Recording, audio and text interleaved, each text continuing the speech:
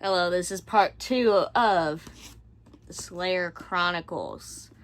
I will say this now, just so I can get this out of the way and not have to repeat myself like in the first one with the Chronicles of Valintine. That I will be reading from the script over here. If you don't like that, I don't know, pretend like this is a podcast or something. I don't know. There are 3 of these. And dear Lord, I also have a little something. Hold on, let me find it real quick. Well, me who's editing this, I can't find it. Now it's gonna piss me off. Anyway, me who's editing this, put it on screen because I have it. I swear. I don't know where it went though. I don't know where I put it. I put it somewhere. I rearranged this room like 2 or 3 times. I don't even know. Anyway, let's begin with this. Also, I got it at Book Warehouse in like 2019. I don't remember. I know it was late because I had just this one and then I didn't even realize that the Slayer Chronicles came out. So, let us begin, shall we? Oh, before that. Inside, you can kind of see, god dang it, no you can't. You can kind of see that, but mostly it's just the reflective. I wish like book number 5 had the reflective Vlad seal, but you know, can't all be winners here. Anyway, let's begin.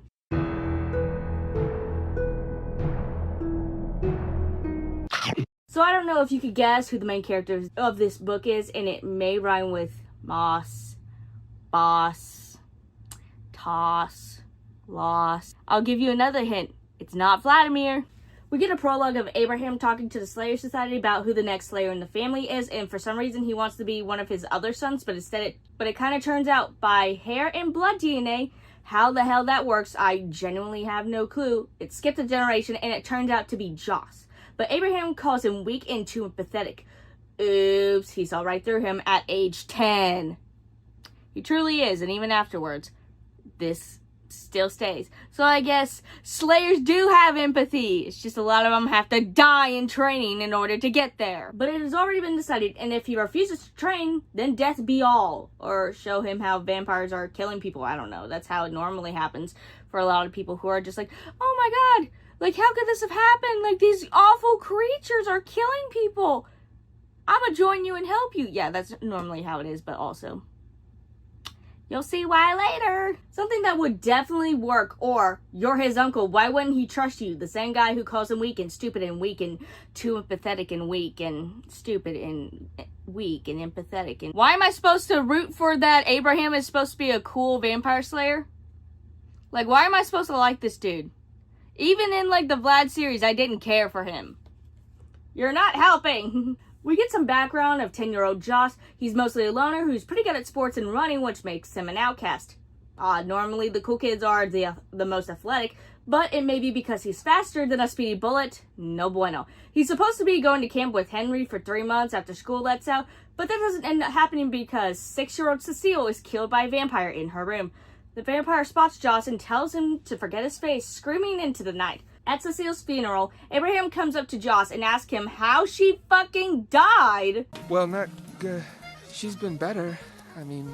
She died. Yeah, nice seeing you too, Uncle. But the fog over Joss's mind depletes somewhat that he remembers the fangs. Abraham asks him if he wants to get justice for her, and of course he says yes. Then we get this oddly specific line. We are all called the Slayer Society, and you now belong to us. We'll train you. We'll protect you. We'll be closer to you than any family could. I can't begin training you yet. The rules dictate that you must be 18 years old before that could happen. But in the meantime, you could start honing your natural skills. Why is it specifically 18? Why? Why not train them now? I mean, when they're teens, they'll be buff enough to hunt and stamina to keep up with one, aka what we see Vlad can do if he drinks enough blood from the fresh source and many other vampires. I don't understand what a bloodline of a Slayer doesn't tell their own family. Like, we can have backup Slayers or even make sure that they have what it takes to defeat one, and the stronger ones can be used by the Slayers who are actually like, okay, you have this power, and the weaker ones can kind of kill like the, you know, maybe turned ones that just changed, or maybe, I don't know, find them, tell them, just go after the hive, or maybe set up booby traps. I don't know. could help in the long run. Also, it'd be more scarier for like, oh my god, these slayers are like gaining momentum. They're getting stronger. Instead, it's just like, oh, there's very few because of hair DNA and blood work. I still don't know how that fucking makes sense. I truly don't know how that makes sense still. And it's never gone into detail because it's very clearly, oh my god, you have a thick head of hair? God, you're a vampire slayer through and through. Oh, you have brittle hair? Fuck you. Oh, you're bald? Ha! Loser. I don't get it. I still don't get it. If you have AB positive, you're a slayer. If you have O negative, you're fucked. I don't know. I truly don't know. It's not talked about, and I don't know if in book 2 or book 3 or not, because I haven't talked about it yet. We jump cut to 3 years later as Joss gets a letter from Abraham for some Slayer training. Well, during those 3 long years, he has been training and forgetting all of that when trying to kill Vlad, but shh. This man has been training to kill vampire. And you see later that, even though Vlad is the previs, he fucking sucks. He sucks hard. I forget how old he is, like 13, 14 years old in that series. Or in 9th grade. 9th grade sucks dick, I don't know. He sucks. He should, yeah, maybe we should have waited for you to turn 18. We really should have waited for you to turn 18 to be like, boy, actually, probably not, because the previs would have been a lot stronger. Well, maybe not if they didn't get him into the vampire stuff. Anyway, broken record. Abraham makes him take a train for the next 4 days to Raincliff, New York. Why he couldn't have taken a car or an airplane to New York. Not even a minute there, and Joss sees a woman being chased by a vampire, and this vampire can read minds. Oh boy, I sure do hope I don't recognize him. Dorian, I see you there, bitch. Cyrus, an officer working for the Slayer Society, comes around and doesn't kill him.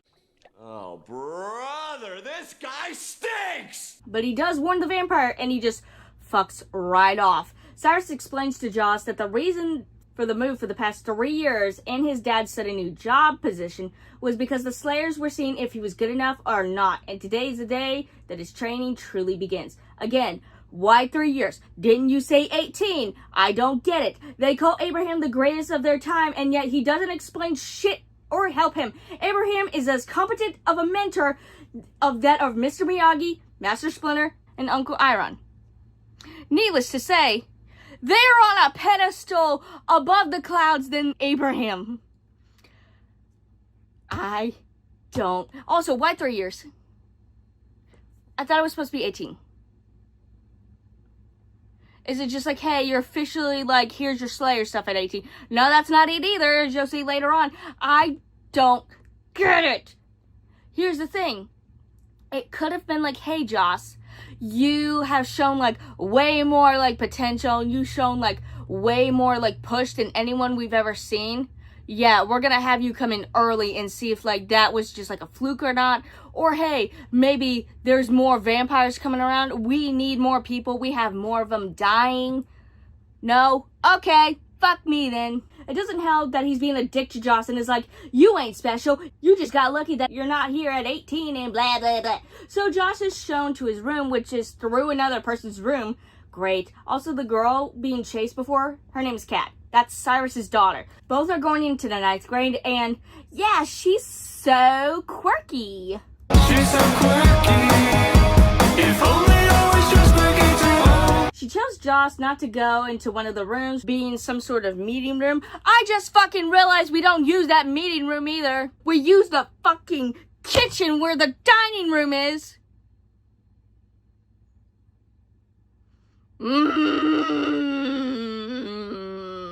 Rereading my notes hurts. It's almost like Brewer decided to make this on the fly. It also doesn't help that later stuff gets even worse. Can you tell I'm frustrated the more I think about this? I'm about ready to start a nuclear winter. I'm about ready to start beating people. I'm upset. Just remembering all of this. I'm so done. I'm so done. Who the fuck just messaged me? Who are you? Joss meets with the other members as Abraham hands Joss an apple and tells him to go out for his purification training. Joss says fuck that and tries to get some soup, only for Abraham to smack the bull away. Why do that? Why not tell him what's going on? Then if he's defiant, do something. Abraham never explains shit and has an attitude when someone doesn't do what he wants without explaining anything.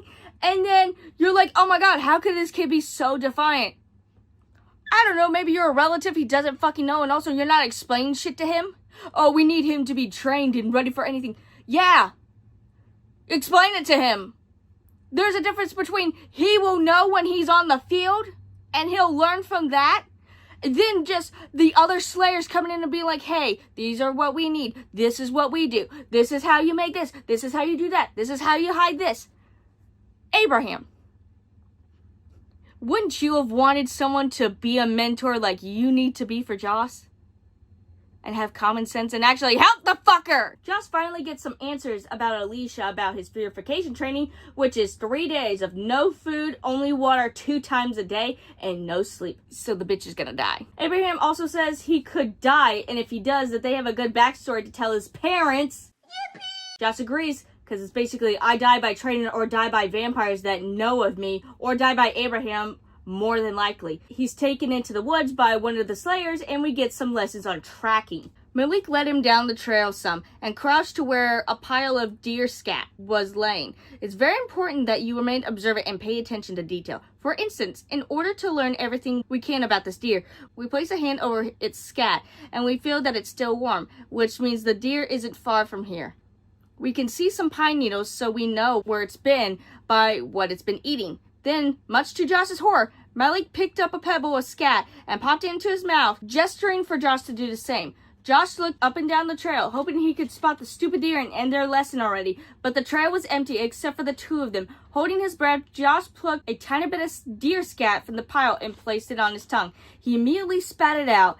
It was all he could do not to vomit. Malik wore a smirk on his face. What have you learned from this? What's it taste like? Joss spat into the grass 7 more times. It tastes like crap. With a chuckle, Malik spit a pebble into his palm. It wasn't scat at all. It was a small stone that had apparently been lying next to the scat. Joss hadn't been watching closely enough. My young friend, this is a lesson that you will never forget. Attention to detail is everything. Lesson learned. Joss spat into the grass again. Can I have some water? Remember that one time in the Alvin and the Chipmunks live action when Simon literally ate Alvin's poop in a deleted scene? Yeah, it reminded me of that. Why did it remind me of that? Because Joss manages to go through his purification well the first few days, but he falls asleep, waking up and finds Malik, the guy he was training with, murdered very violently by a vampire. Abraham takes him and tells him to leave, but Joss refuses. Instead, to finish his purification, Abraham whips him. Yeah, because that'll work so well to make sure he knows how to kill vampires, you fucking psychopath! Just saying, if you hate Joss, give him to someone else. There are like 6 other Slayers here that could help you. If you hate this kid so much because you wanted one of your other sons' kids or whatever, go talk to them. Do whatever. This is also a bad time to mention that Joss has to go through Malik's room to get to his. Oh yeah, it's bad. It's not worried upon though, so forget I even said it. Forget about Malik. Who are we talking about again? Joss wakes up 3 days later, and Abraham is also interested in getting him ready for more training, but Cyrus is like, no. Abraham backs off a bit as Cyrus admits the whipping technique wasn't necessary and is an old, unuseful method. So in 2 days, he could go back to training. How about this? Training normally and not like he's going to be in the contestant of Survivor. But after a few days of rest, Abraham demands him start training again, and today, it's explosions! Why we don't use that in Vlad in the series boggles me. Also, Cyrus tries to get Joss to understand that maybe Cecile may not have wanted to be revenged, or that he still has options to walk away before he becomes heartless like Abraham. But Joss still decides to go, getting the Slayer God from Abraham. And of course, Abraham beats the ever-loving shit out of him in order to teach him that your opponent will not stop whether you are a baby or an elderly person. Joss fights back, 2 times and hits him in the jaw before Abraham considers their training a success. Why do I feel like that this was just an excuse for Abraham to beat the shit out of his nephew? This is scarcely becoming a pattern. Like, it is so comedically funny how Abraham is just like, this kid, I'm gonna beat the shit out of him for training. It is so comedically, like, he's such an abusive piece of shit. Like, so much so. After a bit of a training montage, Cyrus and Kate go into town where Joss goes off on his own and happens to find a vampire who has been chasing Kate at the very beginning. His name is Zai and is over 623 years old. So, he's a part of Alicia. I can't recall actually how much Otis is because it's like 300 or so, because at the end of that book, he does become a part of the Elysian Council. But, like, how old is anyone? I mean, he could have said no too, but dear God, was he a part of the council? We actually don't get any information on him because I do not remember how old old girl was. The one that had Edgar, the guy who helped Edgar become a vampire. I don't know how old she was. And Dorian, I think Dorian just said no. Dorian definitely said no. I forget how old everyone else is because they either said like they're really up there, because Thomas was also on the council too, or like denied to be on the council because him and Otis were changed like 100 or so years apart. So you got me there, book. I don't know math. Joss gets his ass handed and Zai wants him to relay a message to Abraham to move out of the house that they've been training in or everyone dies. Duly noted and ignored. As told, Joss tells Abraham, who is 2 things: surprised it's still alive, it's his first vampire attack, buddy, and that it was willing to let them live. They gather the Slayers and recount the tale as they plan to move but keep watch of the house, thinking a vampire will come over to see them gone. Or, dumbass, they can follow your scent, or just like Zai, watch you. Abraham is the strongest and yet not smartest vampire hunter. All is well and good with his plan, but it turns a little sour with the sudden mention of a little special word. At this point, Patty nodded and Cyrus relaxed his shoulders some. From the back of the room, Creation spoke up. Abraham, do you think this hive has anything at all to do with the Pravis myth we've been hearing so much lately? Abraham's calm face turned instantly red with anger. He whipped his head around, but before his eyes could ever fall on the Slayer who'd spoken, 2 others had already dragged him out of the room. Abraham looked at Joss and said, "Forget you heard that." Joss goes hand to hand with 3 Slayers, one being his uncle, in which training is proving to be working, and beats them up. When he is told to run around the trail 10 times, which lasts until morning, and he gets maybe a few bites of a sandwich before Abraham tells him to chop some firewood, he does so, even though he's tired as shit, and again, he has not gotten any sleep. Kat tries to keep him company, but all Joss wants to do is to be left alone, and he tells her, "We're not friends anymore." He's an asshole. I get the Slayer stuff, but you know what it's like to be forgotten or ignored by people who you care about. For you could be friends with her. Like, you can. It just takes time. And also, you didn't have to be a dick about it. But also, he was tired and no sleep and also exhausted. He gets through chopping the firewood and hears some rustling in the bushes and goes to investigate. There, he finds the Slayers minus Cyrus talking around the fire, mostly about how hard Abraham is on Joss, and this leads to a few issues. Malik's death, and if it was an inside job. Fucking Cyrus. Why wouldn't you look into the guy who Abraham has said had to tattletale on twice now for not being for the society? Cyrus literally said he lost hope in them after one conversation that turned sour. Joss is kind of shocked that they would say it's him because Malik was fucking dismembered and they would have seen blood on him, and or tell that it was a shitty job done by a child. Joss is told to run some laps again, and we're on maybe a few hours of sleep by this point. And before he could finish, the Slayers are waiting for him. Another test. One, however, missed his cue. Abraham and Josh run towards the finish line and find Chaz dead. Cool. Did we not see Josh kicking the other's ass? Also, weren't you guys watching him? Did none of you see that he never even came close to touching them? Of course, this means Abraham made the others believe Joss had killed him. They drag him inside and began interrogating him, and Joss turns into Abraham, who turns out didn't. Abraham and the others are so clueless to not believe that a vampire could have killed them that it was the most obvious answer. And how the hell are you people Slayers? They forgive Joss. What? What the fuck? Kate runs down, seeing Joss injured, and slaps the shit out of Abraham. Good. Before he could hit her back. Let that sink in. We move on. Yeah. He was going to slap a 13-year-old girl who rightfully thought that he was being abused. Let that sink in, that Abraham is the coolest and the strongest Slayer in the society. We are to root for this man. I want his head on a spike. He's dragged away but tells Cyrus that she better leave or he will, and Kat is sent packing. Abraham tells Joss the next day that the reason he's been so hard on him is truly because, in truth, he thought he was weak and unworthy. But he admits that he was wrong, and what does Joss think about this? You have been hurt. You have been hurt by somebody, that much is clear. Who hurt you? Who hurt you? Who hurt you? Who hurt you? Who hurt you? But after breakfast, Joss comes to the trail to some burnt vampires and is tasked to kill them. This fucks him up, because he's fucking 13 beheading vampires, and he cries in the shower. This is one of the few right reactions that anyone would have in this book. Especially because Josh is like, nope, I can't cry, I can't cry. No, you fucking killed people. Even if you don't have empathy, you killed people. Even if they're monsters, you killed someone.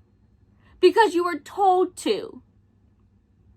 Even though they were burnt to a crisp. But still, you killed people. He goes to talk to Cyrus and finds both him and Kat are gone. Abraham meets up with him, saying that these last few tasks will be grueling mentally rather than physically than he's been used to. And if he wants to leave now, there's a train ticket awaiting for him. He rips it up and is accepted into the group and gets it a silver hatchet.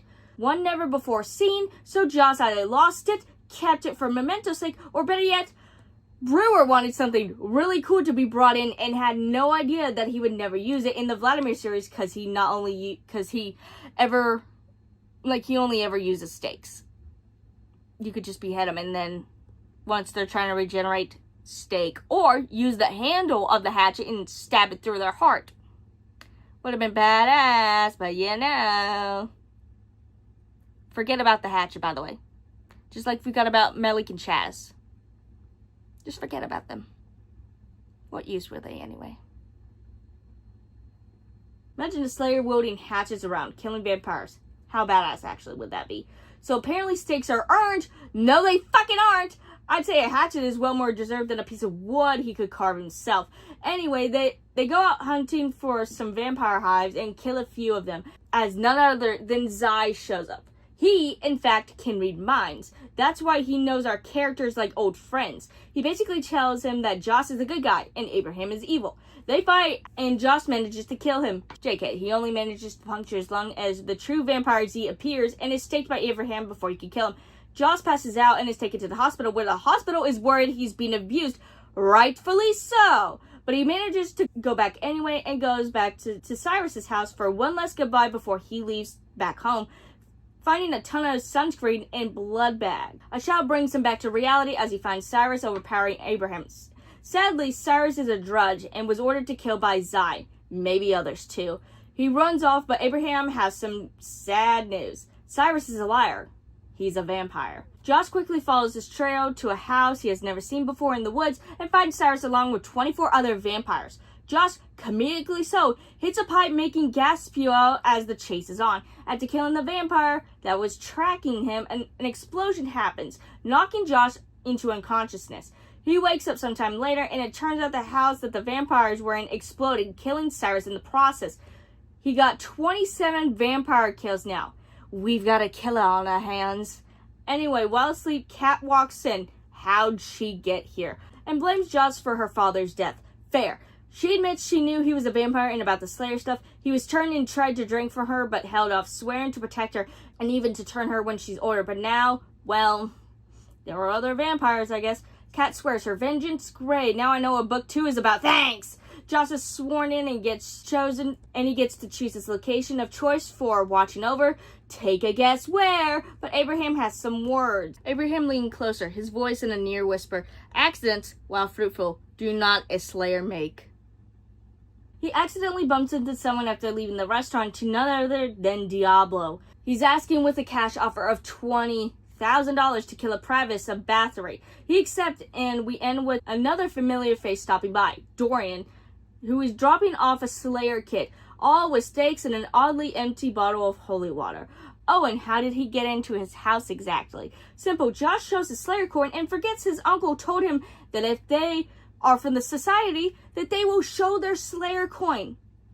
Neither Diablo nor Dorian do, so they're not. Also, Dorian emptied the holy water bottle. You dumb bitch. How could you not? Oh, vampires are allergic to garlic and get hurt by holy water. This thing is empty. It must have been humid where it was.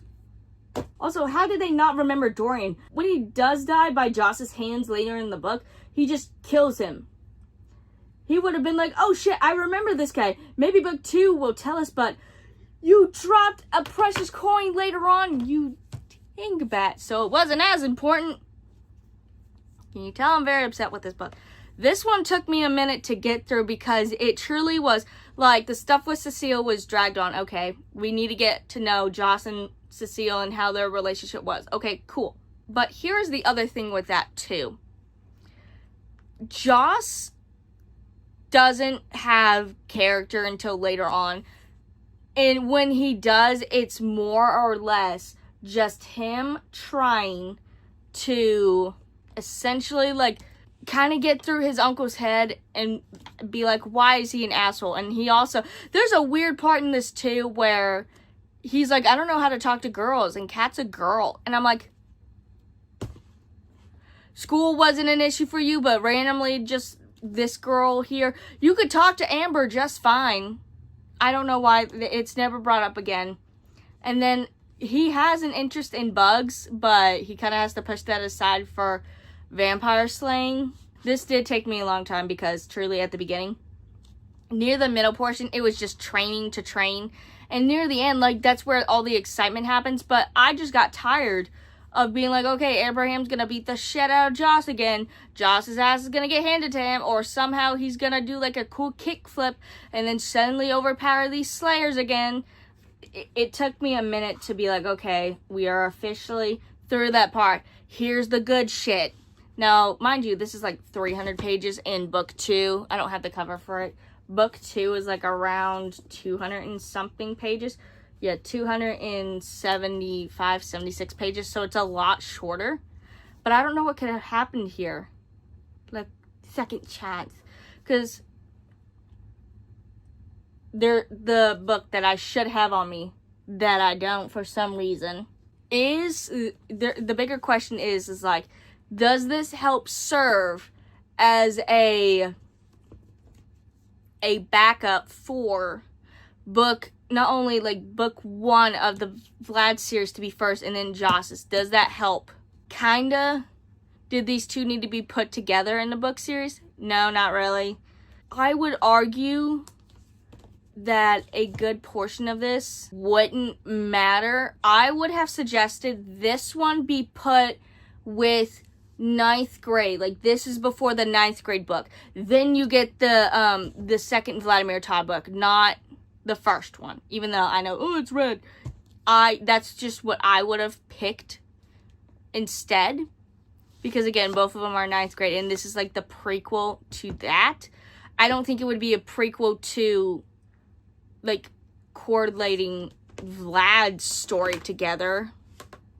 And again, that's a whatever thing. In truth, I didn't have a good time with this book. I had better time with the other Vlad series, even though I had my gripes with it. But this one, again, I don't think I liked we're beating up a kid just to beat up a kid. It's training, yes, but it makes it seem as well, again, they say that these these Slayers have no hearts. That these Slayers, if you see them as human, we could have these one-on-one times with all of them. We did with Cyrus. And it makes it seem now that vampires only react human around Slayers, and or that the vampires are the only ones that know how to have not only just personality, but they may kill people, but it doesn't break them as much. Maybe it's years passing, I don't know. But I just didn't see why this was a lot longer than what the others are. Because again, some of this is true, like, how's this kid not dead? Also, there's no talks of him, like, having scars in the other books either. Some of the stuff is just put in here because it sounded cool. Like, why the hatchet is not here, maybe will get talked about in book 2. I don't know. Because, again, a hatchet probably would have been more effective because it's a longer weapon than a stake. But, again, I digress. I don't know what the second book could even hold. Because because, again, we have Cat maybe trying to come back and kill him. I get that. But also, like, his training comes back because he has to leave Bathory again because he's going to be there for another 9 months. I wouldn't understand what more besides that could be in book 2. Book 3, God knows what he's going to do in that one. Maybe it's the finish off of Kate. I don't know. Like, truly, this series could go either way, and I don't know how to think of that either, because there's nothing holding anyone back. Like, why, especially because I still don't get why at 13, like, he's welcomed into the society, like, a few months later, and also, like, he killed a bunch of vampires, he found a hive, cool. It's probably not the first time that's happened either, and it's not explained what the vampires were doing there either, besides just being there. I wanted to know, like, what their true plan was. I wanted to know, like, hey, did Malik or Chaz actually find the hive, that specific hive first, and they died? Because that's not really brought up upon either, which it's assumed. That's all I can do is assume. But anywho, on to book 2. Who knows what's going to happen next?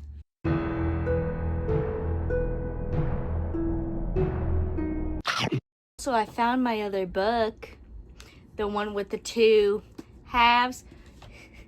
I would love to get it right now, but you know, I have a cat that weighs 9 billion pounds on it, and she's literally staring at demons, apparently.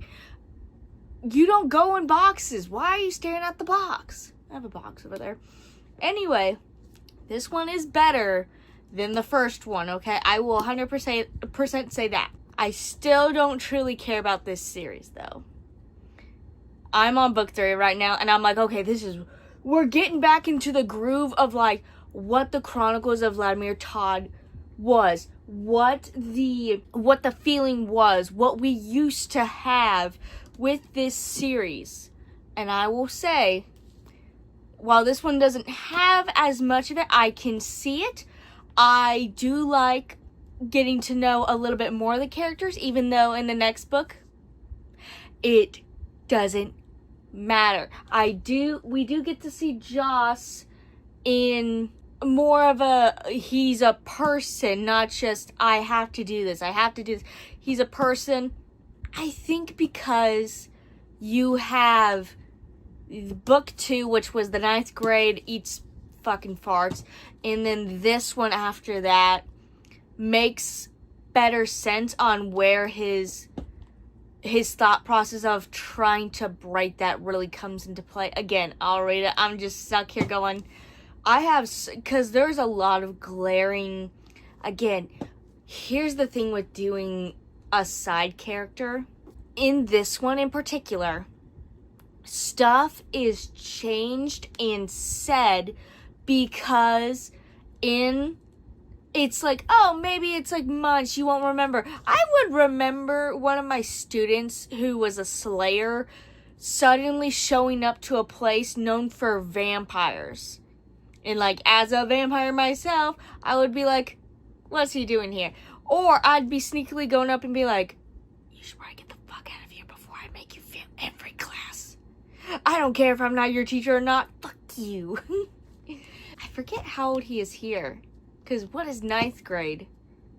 What is it, like 15, 16 now? I think that one it's like, he's like 16, maybe 17, because he comes back in like 11th grade. Yeah, the 11th grade book.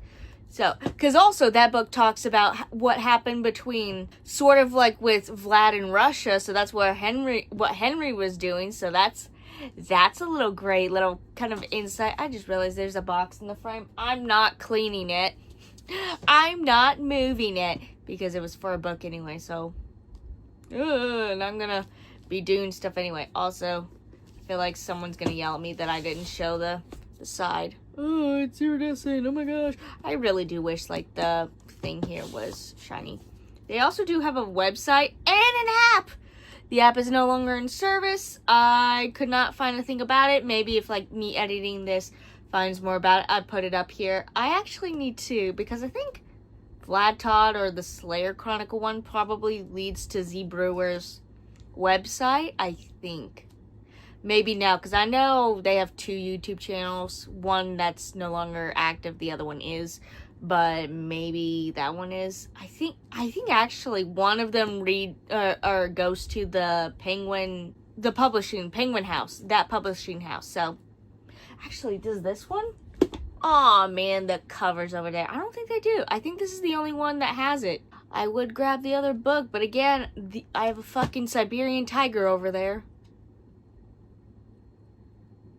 She's ragdoll. What? Okay. Anyway, reviewing starts now. Ow, my arm itches. We get a prologue of Krillin, Jasek's brother. Yeah, I get to know he had relatives because we truly needed to know more about Jasek. You know, the guy who worked for Diablo, who may or may not have been a bad guy, but like, he also was best friends with, I don't remember the guy from Hunter x Hunter. I never watched the show. Joke's over. I'm moving on. He's being chased by 4 vampires who are after him because, you know. But they do talk about the explosion back in New York, and if they manage to escape, and if they kill Krillin, there will be a big no-no. But that's right, they're planning to go after Josh, and then maybe M wouldn't be so tossed. We cut to Josh, who's now back at home after the events in 9th grade, fucks a duck, and it's just so jarring how much his parents just kind of treat him like he's there, and they don't try to interact with him. Everyone here needs a little therapy. Even in this next book, it's very jarring how much fucking therapy these people are not getting. The dad is kind of just like the loud, I guess kind of abusive, like, I guess ignoring your child. That's a form of abuse. But also, he's just making them do chores, and it's kind of just like, you feel like a guest in your own home type of thing. And the poor mom is like still in, like, she's on medication. She's in the Great Depression. Like, they're all going through it. It's never talked that not, like, any of them go to therapy, which that would have been the first fucking thing I would have thought of these people are doing, like, after this funeral, especially because they're moving on.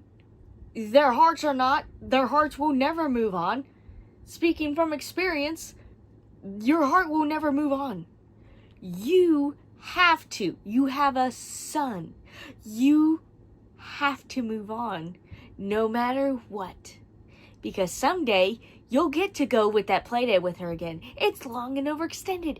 Guess what, though? You have that rain check ready, you wave it at the pearly gates, and you check it in there. Right now, that check has to be used for your fucking son, who's still here, who every summer he's gone, every school time you don't see him. I don't remember what the dad does. Who knows what mom's doing? Besides sitting at this kitchen table all day long, depressed as fuck. Why is no one in therapy? Why is no one in the institute to try and help these? How is the mom not being, like, checked on? Because truly, she needs more help than anyone. Regardless, he also gives up a little tidbit, but Kat somehow has his number and sends him messages, finding him and be original for once, honestly, like, oh my god, I'm gonna kill you. Newsflash, I'm sure a bunch of fucking vampires are after this kid, because he killed, like, what, 29 of them or something like that? Yeah, he killed a lot of them. So, at least wave your fist and go, I'll get you next time, Josh McMillan, or I don't know, something like that. I don't know, be original. Also, Joss makes it seem like it's not sudden, but he never gets a message again. Joss also makes it seem like these sudden text messages are just not sudden, but never gets the message again until like very later on when it's very random and it's very off-putting. Like, he gets them at random and Joss is like, oh, whatever, I'll deal with this later. Like, he never gets it in any other time. Stop rewriting the plot to have it happen, because he says, like, hey, I've been getting these at school, and it's like, you want to show us where? Especially when this is supposed to be happening, or, like, before this, it's supposed to be book 2. Like, stop trying to rewrite stuff that, again, I get it's for Vlad, but Joss definitely would have said something to Vlad and Henry. Especially like, hey, I kind of got a stalker, wink, wink, nudge, nudge. And it would have been like, oh, you wouldn't know where she's from, like a different school. He would have tried to have bragged it off to make it seem cooler to, like, his friends. It's not. It doesn't appear. It does. At that point, just be like, oh my god, Kate suddenly showed up here. I knew this was going to happen. That would have been a lot more efficient than just, I'm going to kill you. I'm going to kill you. I'm going to kill you. You and the rest of this Bathory, Santa Carla, wherever the hell we are now. Truly. Abraham writes and calls him to let him know that he's going to go back to Manhattan for some training, and off we go. Not a moment into greeting everyone and settling down, Abraham comes, relying that a man has been killed. They go back to the alley where the man named Mason is working as one of the many slayers in Manhattan. Sadly, they're working with a vampire off killing whoever, and the man in front of them is that victim. Now led with the task of finding the killer, Abraham reveals that Joss took a secret job in Bathory. I thought the society already knew this because he was told, hey, if I don't do this XYZ thing, the society is going to come and be like, yo, you're in trouble. And even then, didn't in like the third or fourth one, he was like, I had to get trained again because the society knew. Maybe the third one talks about it. I fucking doubt it because that's not seeming to be the plot. But also, like, how would they not know that a sudden new Slayer just came to Bathory? Or where all the other Slayers are? Like, weren't we worried about this Pravis? What were they all doing? Who knows? Anyway, this truly does mean death for him, but the society has given him one last chance thanks to his uncle. Huh? He went to sea and killed vampire in Bathory. That means two things. There definitely is one, and if Josh couldn't kill him, he needs more training, or he's strong as shit. I.e., do your fucking research, people. Truly. Also, if you're like, hey, there's a vampire in Bathory, why isn't there already one? Also, if there already is one, why is he hiding? Because he doesn't show up in the Chronicles series, so why the fuck isn't he here? There's so many inconsistencies. If they actually found out what he was doing, they would have known all this stuff. But the society is just a bunch of dingbats with tinted glasses in a dark room. Josh is now in charge of killing the vampire, and already that's going to be a difficult task. Him and Morgan go to investigate the 3 bodies and find the newest victim, the one from the alleyway, a vampire. They go through some records and discover that it could be a vampire killing his own kind, and look into that. The name M comes up.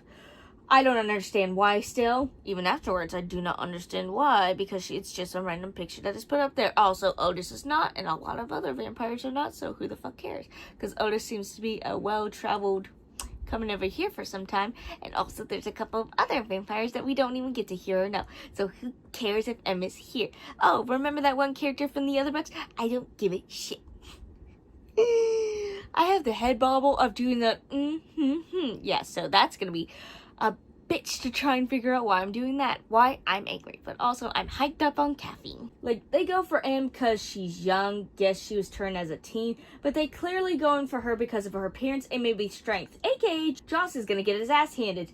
Again, Joss heads to Toys R Us. I don't wanna grow up, I'm a Toys R Us kid. This leads me to the terrible realization that maybe she isn't a teen but younger. Dear Lord, actually, has it ever been determined when she was changed?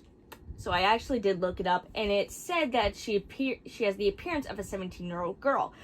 I'm short, who has been confused for a 16-year-old when they were 20. And recently, I got asked how old I was, and someone said I was 18. I am 25. But also, depending on how it is and how I act, probably young. But also, appearance-wise, I just have the young gene. So this poor girl M, while stuck at 17, actually I just realized there are probably so many people stuck at 17 too. Some of them either look older or younger. I think just M is short, so that's probably why. But yeah, Toys R Us. Yeah, fucking Toys R Us. This dates this book too, but also Toys R Us. Really? Really, Joss? Could have been like some theme park or anything like that, like maybe a kid would want to go to. Toys R Us? Really? We don't even go to a Toys R Us. Why are we bringing this up? I'm more disappointed in that than the inconsistencies of this book. What the fuck? Why? Toys R Us? Really? He heads to Manhattan and sadly doesn't find M, but a vampire in a purple suit who can read minds and puts thoughts in his head. This also makes him think back to when he was fighting with Vlad, where he definitely knew that Diablo was a vampire and leaves before he gets eaten. Joss goes to Obscura, and the man behind the counter definitely knows M, but doesn't want anything to do with him or her. He suggests Joss try V-Bar. Getting all the lore in this one, aren't we? He quickly is left by the bartender, Steven, that Enrico is a vampire. He is one too. Drudge, but Josh doesn't know that. And the whole place is vampire safe. We then get a familiar name thrown at us. Going to page 86 here. Josh took a sip of his tea. The hint of fresh mint danced on his tongue. But still his mouth tasted bitter as the mention of a familiar name. He had no real idea how vast the vampire world was. But Otis, even in the human world, was a relatively unusual name. So he took a breath and let the actor in him inquire. Do you mean Otis? The bartender's expression brightened. You know of him? Josh did know Otis, as well as any student knew his teacher, as well as anyone knew their friend's uncle, as well as any Slayer knew a vampire. He sipped his tea again, trying desperately to maintain his calm and usual appearance. Yeah, I know Otis. Then you should meet my father. He and Otis go way back. He gauged Josh for a moment, his smile pursuing a bit, as to say he could read Josh's hesitance in his eyes. Unless, of course, you and Otis aren't exactly French. Josh shrugged. I'm afraid we had a bit of a falling out in recent times. Falling out. That was a nice way of putting it. What a nice way to refer to the fact that Josh had staked Otis's nephew Vlad, and then Otis had come after him. No matter where Josh went, it seemed his past was always eager to find him. A shame. You seem like a nice enough kid. He shook his head. So 11th grade cheese whiz is kind of relevant. Neat. Steven realizes he's now a vampire as Josh decides to delve into the slayings happening. Steven, in his mind you, realizes he's a Slayer. So Josh can read minds now? Well, a Drudge's. How and when. Also, it's never brought up again, so shh. Shut up. Just shut up. Every time I walk with you. I mean, I don't think they would give Josh Vlad's blood or vice versa. Did Otis? No, that wouldn't make sense, so how? Steven just outright says it's Boris. How boring. He says that if he never comes back here, he'll tell him where Boris is and agrees. Then he fucking blows up. Speaking of Otis, he's out here with Enrico to help stop Boris in his search. Steven comes over to distract him while Josh escapes, and we get a flashback of Josh stabbing Vlad. Diablo and Jacek escape as Josh is about to make a call. His phone is crushed by Otis, who reveals he's a vampire. Back to the present, Otis admits that he was going to kill Josh that night, but he made a promise to Nellie not to. Josh does thank him for not, and for letting him go, as Otis says, "Give my regards to your uncle." I mean, why wouldn't he know anyone with a familiar Slayer's name? Abraham is very famous, so why wouldn't he know? Don't be so surprised, but also I'm sure he has looked up your family name, as he probably realizes that Henry and you are very related. Two similar last names, put two and two together. Josh leaves and gets a bit away before he unravels the paper Steven had given him with a little note at the bottom telling him to remind him about Cecile. So did he kill her, or how did he know her? We get another flashback of Otis and Josh that knife stabbed Vlad. Why not finish it before whatever? Vicus reveals he's a vampire as Nellie rushes over to practically save Josh, and Vlad is taken to the hospital. I love having these split into parts. It almost is like it doesn't ever finish. And this was only meant to be filler, but also, again, it doesn't matter in the long run because This is where we also realized that Otis in book 4 of the Vlad series had believed that Josh knew he was a vampire or was suspect. Bitch, what is there to suspect? You told him! He realized it! Again, Why? Josh realizes that Otis had said his sister's name and believes either he killed her or that he knows someone who did. He goes to the bar where Boris is supposed to be, and of course Joss is front and center of his attention. Just a food for thought. How come all these vampires can read minds? I don't remember all of them being able to. I don't know if maybe the Elysian sense of brotherhood had clouded their mind, but I know Otis had telepathy, and Vlad could read how far a person is, so the mind reading thing could be more common. Or is it that Joss has the worst luck in vampires? Especially because Dorian has, like, the I can see into the future. There are a couple others that can change their appearance. Again, maybe it's a different level. Maybe it's with age. We don't know. Especially because we still don't know how Otis got the ability to do telepathy. And Vlad is just this particular case of half-breed, so we don't know what more he could get. Anyway. And to be fair, can't he also, like, tell people, hey, don't do that, stop, go away? So he can control people, too. Way stronger than anyone else. Especially emotion-wise. Joss asks about Cecile, and he says that she and him were friends for 13 years until she went to the Slayer Society. Okay, so not our Cecile. Funny enough, that was Joss's great-great-great-great-grandmother. His ex-amount of grandfather, who was the one she chose instead of him. What a weird coincidence, and what a weird coincidence that you probably wouldn't be alive unless she chose a Slayer over a vampire. They battle to the death as Joss gets his skull cracked open and even gets his blood drank. But Boris ends up dying via screwdriver to the back. Joss manages to make it home. No one's stopping him at all. A bleeding child in the middle of New York City. Yeah. He passes out as he tells his uncle the serial killer vampire is dead. Wouldn't all vampires technically be serial killers anyway? Not counting the Cullens, but like, they drink people's blood and they kill them. Sometimes. Also, why didn't Joss at any point remember being bitten? Or tell Vlad, hey, I know what it's like to be bitten by your kind or anything dealing with being bitten? Also, I guess if you're bitten in this world, you're not changed. I think, again, it's like you have to give them your essence or whatever, so. And it healed super quickly, but I guess that may be their power. I don't know. I don't remember that. I just remember that because the vampires themselves have healing abilities, so. Anyway, they go to the examination room, and while there, they get a phone call. The vampire killer has struck again, but not just a body, bodies. A lot of the cleanup crew has become the hunted, this time with a clear warning that they know that the Slayers are messing in their territory. While examining Boris's body, they find a tattoo on his, some sort of square-looking thing. This leads them to believe that while Boris may be the killer, they had some help. Brothers in arms in the shape of a square. 4 helpers. That's right. The square hole. Yes! Hey Bobby, what should we get to commemorate our loyalty to one another? A fucking square. Don't you think we should do something cooler, like maybe some sort of statue or maybe even animals? Oh, how about Roman numerals on us? I'd call number 2. No. Square. Or I'll tell Mom. Fucking Kyle. I'm sure that's how it went. All of them. I bet you it was.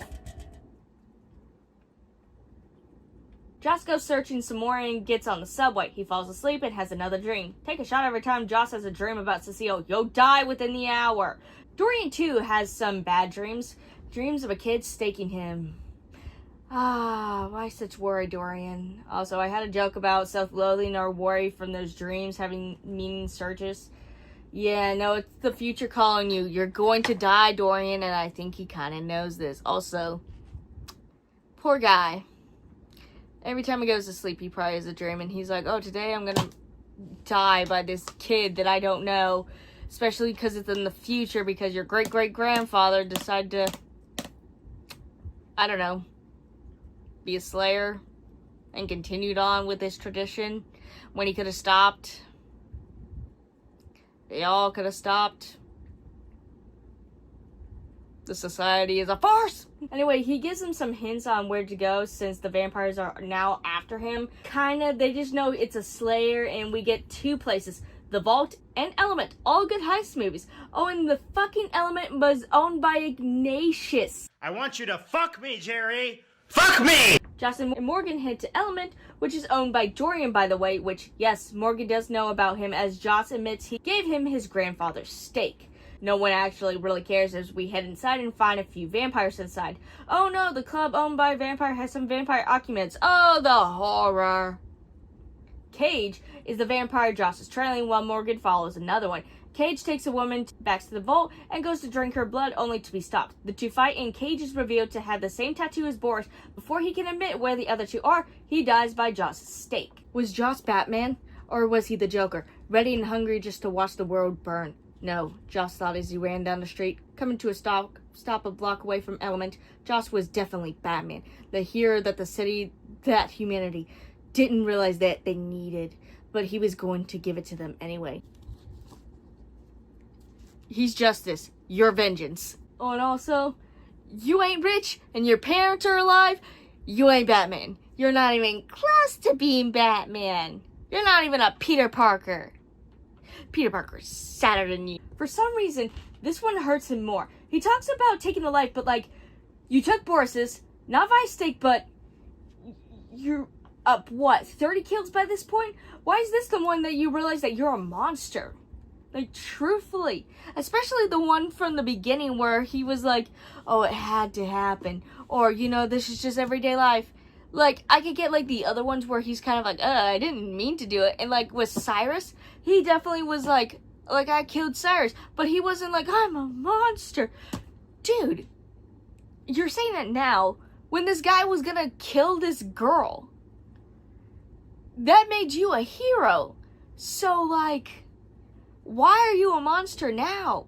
I get with the other dude, maybe because it was just kind of sudden, but, like, guy wanted to drink from a woman. Everyone heads out for a late night dinner as we get a little twist. Morgan's brother, Jock, but the thing is, he died.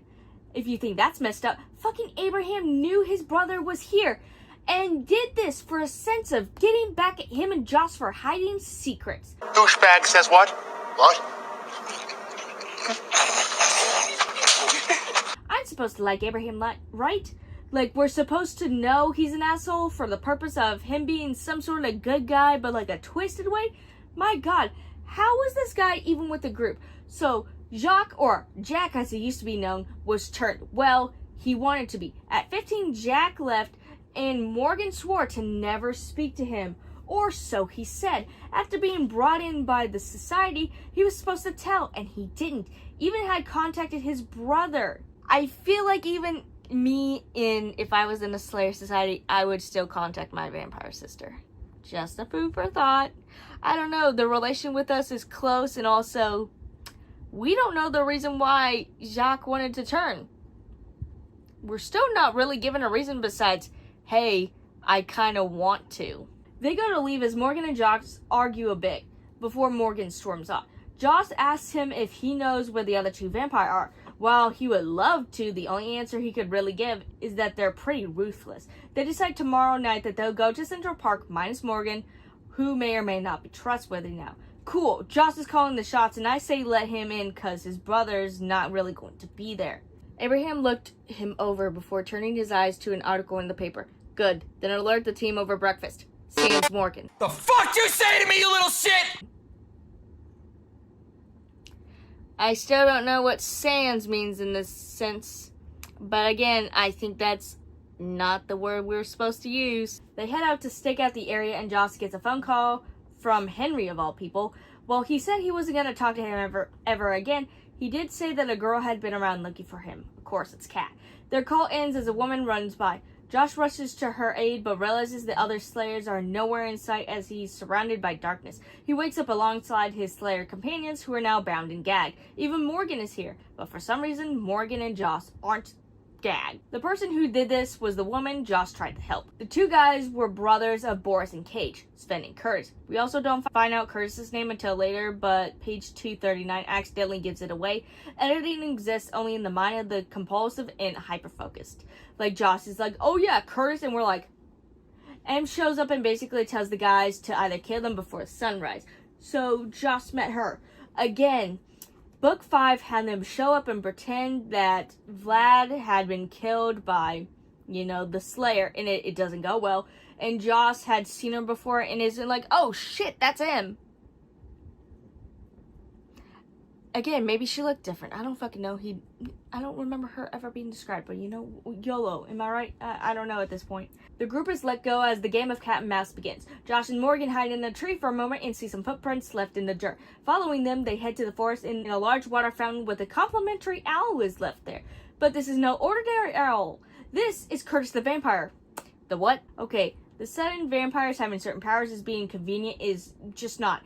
Hey, we've had this thing we can always do. Also, how come the Slayers aren't alerted that they can sometimes change into animals and sometimes they can read minds, or in much dire cases, can make others do things that they don't want to use, or use telepathy, or in Dorian's cases, the future, and probably can tell others about it. Again, these powers are very convenient in certain ways, and we also see Vlad getting these at random. And again, like Otis talks about suddenly getting telepathy. And it's very clear that Diablo may have had mind control. But again, it's just not. And Ignatius has this like sudden thing with the sun. So again, there are backfires for some of these powers. Then other times there aren't. It's not even the sun. Ignatius like at any point couldn't go on moon or sunlight. But he could go on artificial sun. Morgan is quickly knocked unconscious. Fucking people. As Sven decides he wants to fight too. Josh stakes him and Curtis as the others just walk out of the forest clapping like they were in on this. Were they? Josh is walking around with Patty and Morgan as Dorian walks over and says he's ready to hear on why he gave him his grandfather's stakes. After following him to the night house, to his penthouse, fair enough, the man can see into the future, can definitely get the big bucks are. And they head to the balcony and Josh finds steaks sitting on the table. Also, how did he know that it was his steak? I don't know. Don't care. But then Dorian's like, Come on, hit me. Come on, hit me. Come on, hit me. he doesn't, cause this sort of calm and cool vampire is now begging for death. And he tells Josh that he got the steak from his dying grandfather and saw a version of his own death by Josh's hands. Since he won't kill him, he leaves him with some information and while that he's protected here, cause it's Dorian's territory. Wasn't it the council's? I don't know. Wouldn't that mean he's not in charge? I also don't know. I don't know how this works. He's in charge of what area and whatever. While he's protected in the area by Dorian, he won't be if he leaves and M is after him. So you got two, no, probably got more because of those 4 brothers after him. Josh leaves feeling empty as it ends with Josh getting ready to fly back home as Abraham calls him and tells him he's proud of him. I feel nothing. Again, let me just say this now. This one is quite better. But there is still, again, the stuff Cat could have just been at the beginning.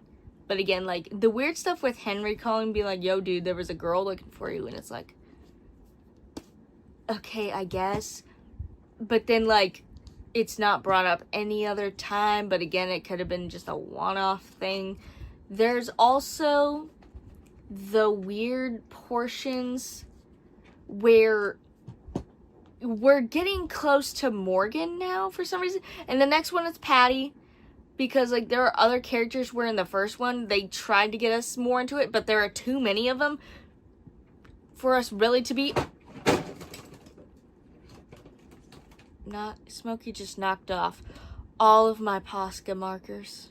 There is, like, no time for us to be like, okay, I'm back home. And well, I think it was like 9 months. No, I think it's 9 months from this one to the third one. And I'm just like, there's not really a lot of time for this. We don't really get stuff about him at school either anymore, which, okay, I get it. We're only here for the Slayer stuff.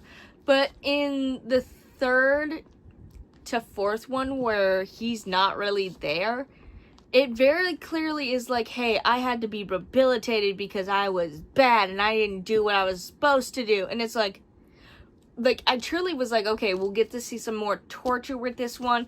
Like, Abraham fights with the society to let him continue on. But here's the thing. I would have been like, hey, you need to tell me what happened and how that vampire there, how strong it is, because you killed a lot. Even though I know you really didn't. But you killed a lot. How are you... Like, how were you not able to kill him? What was that vampire like? Or even then, like, he probably would have been like, hey, I'll tell you the truth. Or he'll tell him, like, half truths, half lies. because that was his friend, and he'll be like fighting the demons inside. And again, really, I would have been like, yo, Diablo can control people. That's how it was reading here, but it's never like. And he also doesn't like talk about how he was betrayed by Diablo and Jazik. We also don't get to see like if they ever had a back and forth too. Like maybe Diablo would kind of be like, hey buddy, how's it going? I see you're not killing this Vlad kid. It's kind of worrying me. Are you alright, buddy? And it's fine, I guess, for what we're trying to do. But again, there is no point in time where I hate Abraham so fucking much. And I do like Morgan. It's sad we don't get to see more of him in that one. But I just don't truly understand, like, what I'm trying to say is now, like, it's cool that we get the Slayer's backstory and what he does. But why do I care? Like, why should I care? I liked Joss. I did. Why do I care now? Oh, to get more backstory on Vlad and whatever. Yeah, not really. This doesn't add anything. This doesn't help me, like, learn more about... Because they have in where, I think, like, book 4, when Dorian is introduced in that book. And he's acting weird. Because he's really chilling this one. Like, he's chilling these ones, like, all together. But why... Number one, why was he acting, like, so crazy there, but not here?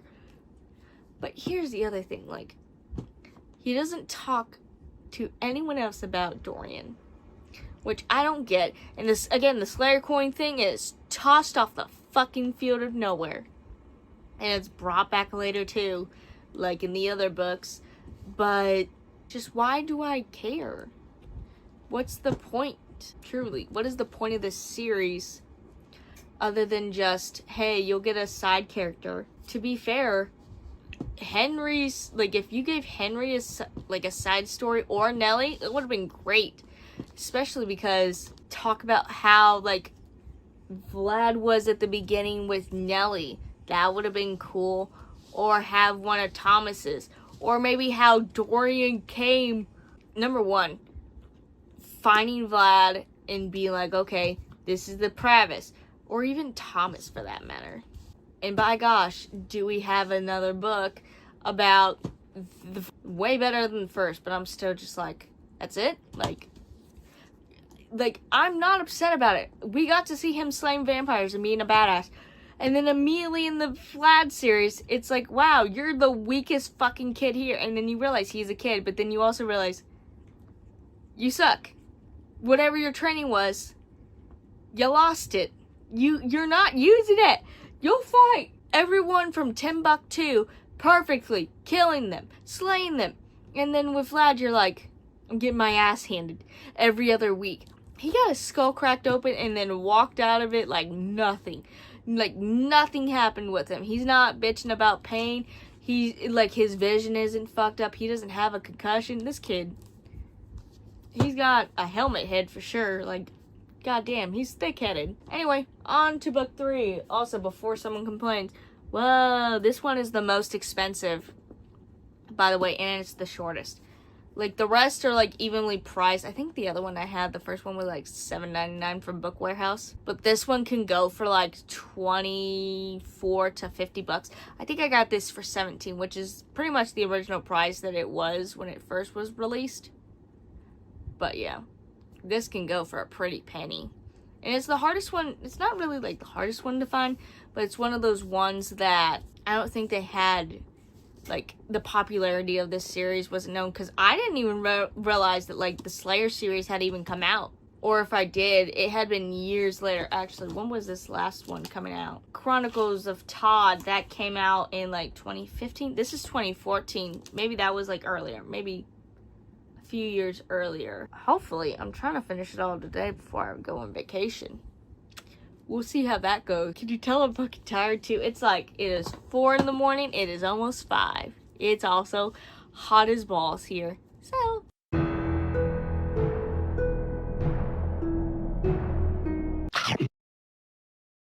book 3.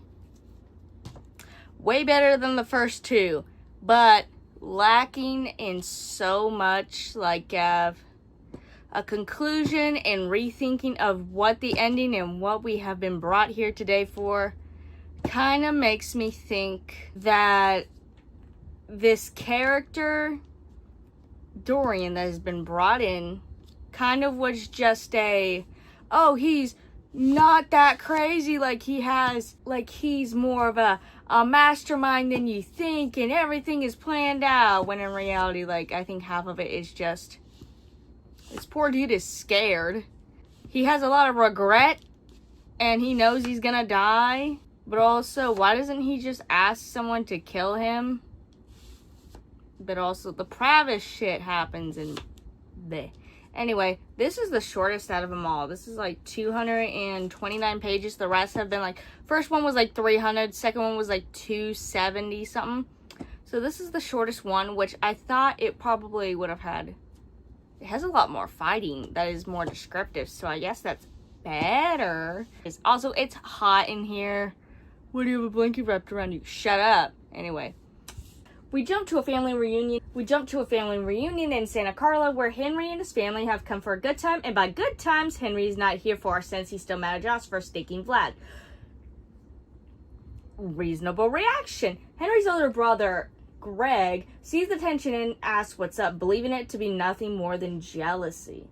Uncle Abraham comes to the rescue with a new task from the Slayer Society. One he'll have to work on alone. One just in the very town he's in. Santa Carla. Cool.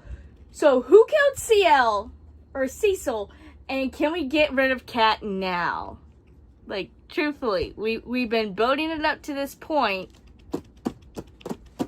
Come on now. Like, who killed Cecil? We boated it up for 3 books, like. But trouble arises on the day Henry and his family are supposed to leave. You see, his parents have decided the shift from them being friends to enemies is very jarring, and with that, Henry dad believes the best way is for Henry to stay with Joss all summer, and no phones for both of them. This is an issue because 1, Vlad may need help, and 2, Joss may need a cleanup crew for the vampire he's supposed to kill. Opening the letter Abraham had left for him, he reads that Patty is not too far away in a cabin with some intel. The intel is more or less unappointed to a vampire in just some killings, which is good since that could lead to the Slayers getting off their tracks. As Joss heads out with the documents, Patty reveals she's been sent to watch over him. Why? Who cares? I mean, a kid with 30-something kills probably would be watched more since he's on the roll to being a murderer, or worse. Boom. A child. Joss stays up all night because the nightmares are bad. Therapy. Get some fucking therapy already. He's headed to Disco's ice cream shop to get some intel as Henry sees him getting ready to leave and decides to come with just in case Joss decides to stake another person. Josh argues that he moved at the last second and it was to save him, which of course, the right reaction occurs. Ow! You stabbed me! Yeah, fucking hurts, don't it? I ain't never been stabbed before. Leave me alone. Ow, it really hurts. Dad! They head out the parlor where they reminisce on the good times as the two get closer again. Again, they are as close as ever, but because of the Slayer and vampire shit, it's tearing them apart. Until book 5, but again, I digress because everything makes sense in this one now. Also, hey, did you know that there's an app that's no longer there, and same with the website? Wow, crazy. The owner's son is serving them as he tells Joss that his dad was attacked by coyotes in the woods, which he never goes to. Joss already knows that it's vampires' dirty work and goes to investigate, leaving Henry to his Superman ice cream. Didn't you just say Joss and Henry are attacked by none other than Cyrus? He has some words, M is out for him, and he's being watched. Yeah, no shit, honey! How do you survive the explosion? Fuck you, that's how. Josh goes to investigate another one of the deaths and finds Henry out with a date with none other than Kat. While nothing really happens between the two, a man is attacked, bleeding out as Josh tries to save him. A random man says that the attacker went into the woods and Josh runs after him. A lone vampire attacks as Josh once again stakes him, but is left with some cryptic words.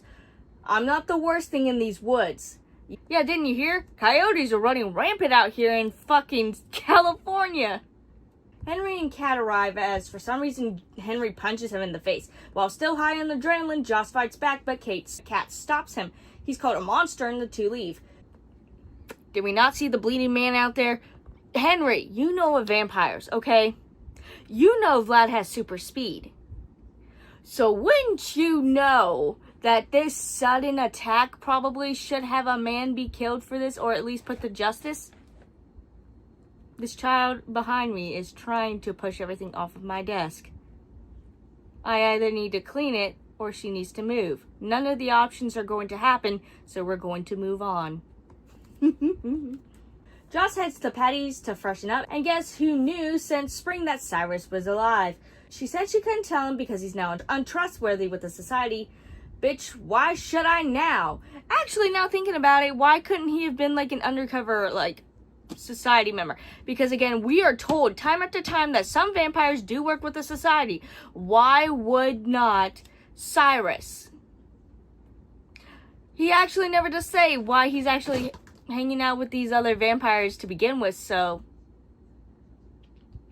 I'm just saying that could have helped us in the long run. It doesn't. Shut up. Joss heads out to the coroner's office for a woman's death records. He left his lockpicks at home since the place is now gone, closed for the day. So instead of looking for a key or maybe using some magnet or even knocking the door handle off so the other side would fall off, he uses a paperweight to break the window. Needless to say, the poor woman was bitten by a vampire or anemia. She was nearly decapitated, so one of the two.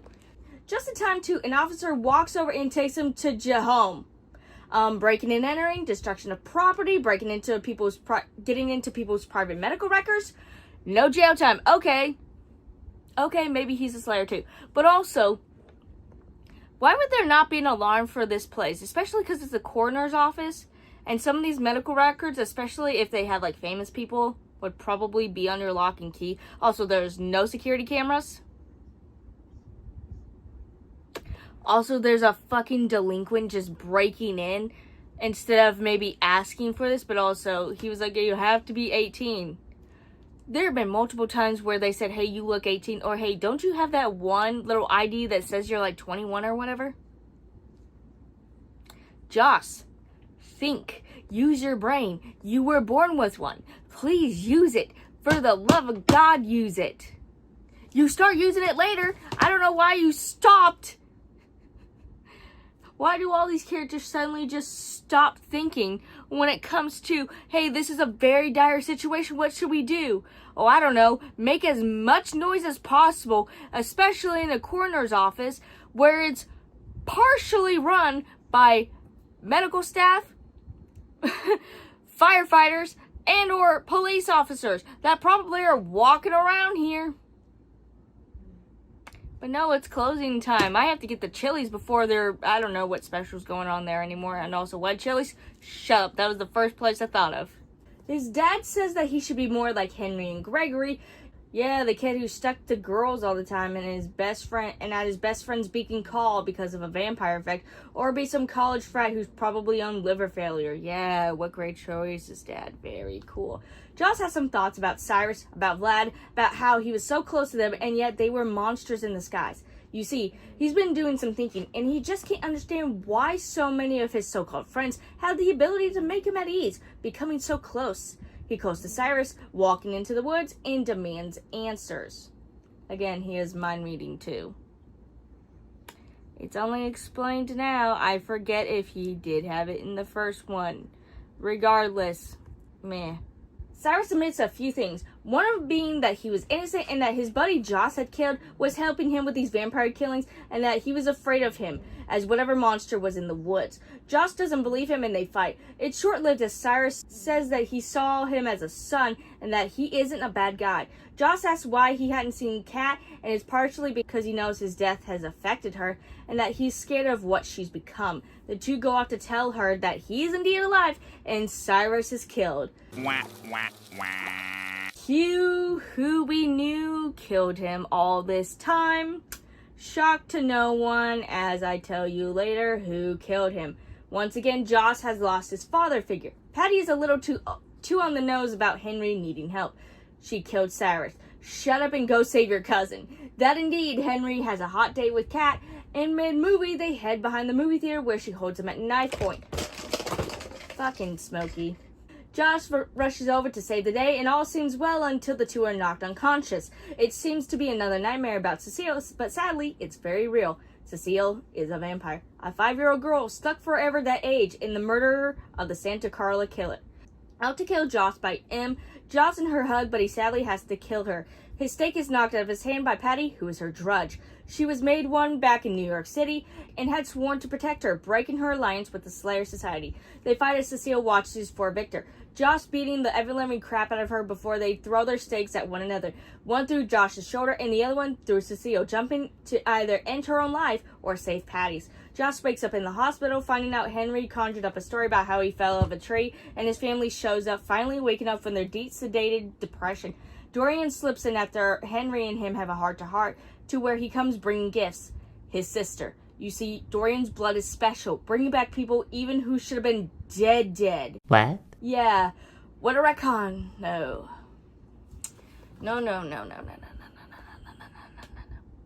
I very clearly remember at one point that Otis may or may not have been, like, at some point in time, fed Dorian's blood.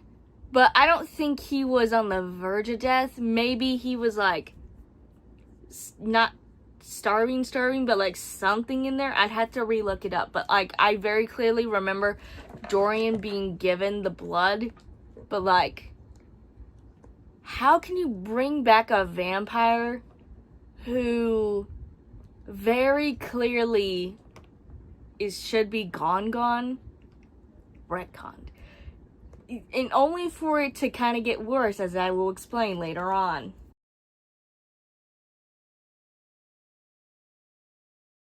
The same man who saved Otis was the same one who turned Cecile for another fucking child you lost by Thomas while trapped with Vlad's mom. May I remind you, he also clearly says he reminds her of his own daughter that he used to have. You turned a child, like a child? Did you? I don't remember this little girl. I remember his son. I don't remember a daughter. I don't know how she died. It's not explained.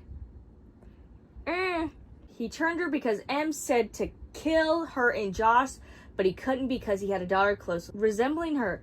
Fine, and the prophecy shit and M is big and bad, and Dorian's been busy behind the scenes and blah blah blah blah blah.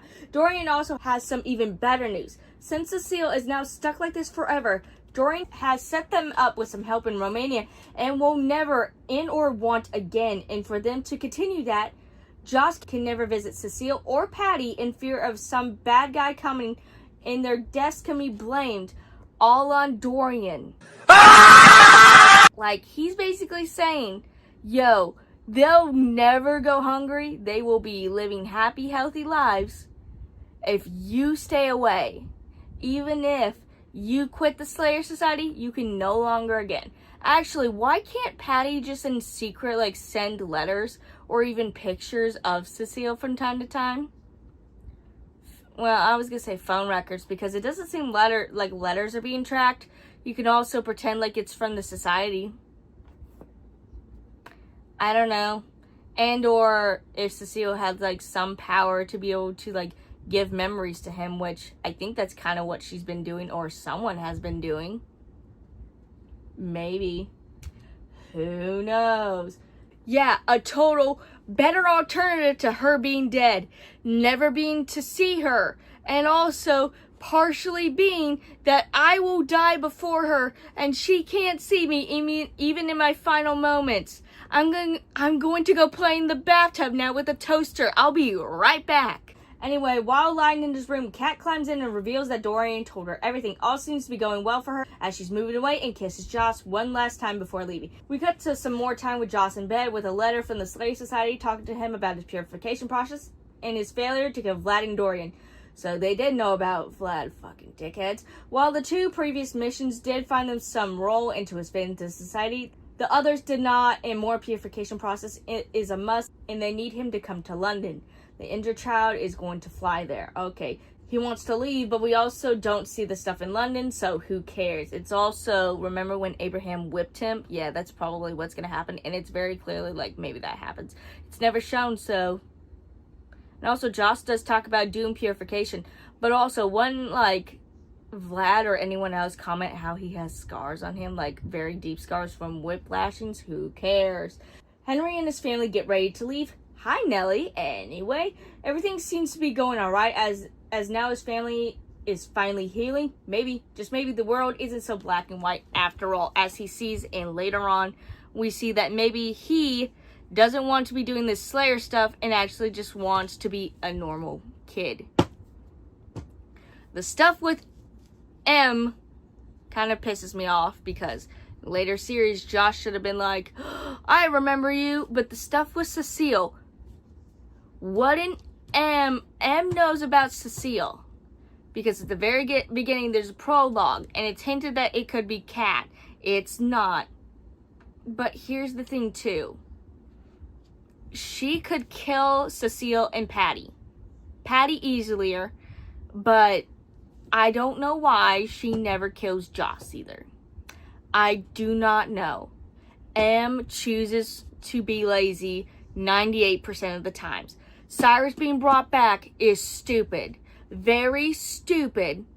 Because, again, you could have had it been Morgan be the bad guy. You could have had it been like some other, like it could have been Vicus. To be like, hey, I know you remember me, but guess what, dude?